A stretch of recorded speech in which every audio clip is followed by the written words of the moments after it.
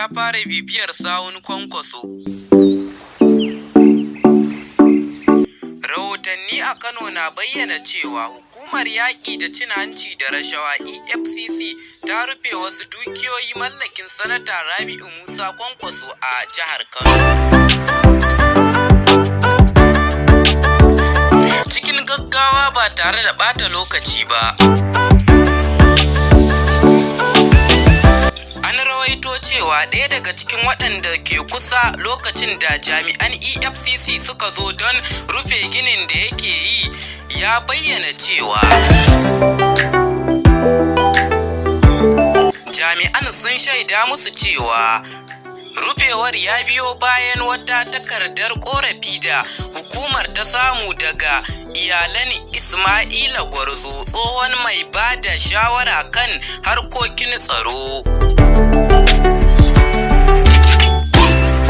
Batun rufe gidan ya kasance lamari ne mai kashin kansa tsakanin 'yan gidan Ismaila Gwarzo, kuma Kwankwaso ya shiga cikin lamarin ne saboda shi ya siyi ɗaya daga cikin kadarorin. Zuwa yanzu dai ba a ji ta bakin hukumar yaƙi da cin hanci da rashawa ba kan wannan sabon lamarin.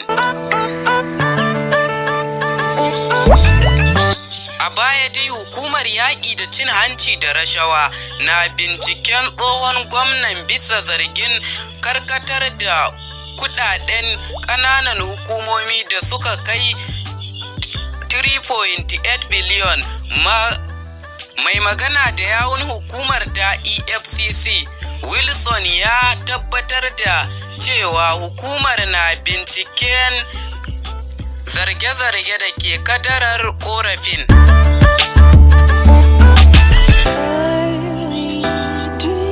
Sai mun haɗu a shiri na gaba, amma kafin nan muna roƙonka da idan baka danna mana subscribe ba, ka danna mana sannan ka taɓa alamar ƙararrawa. Mun gode.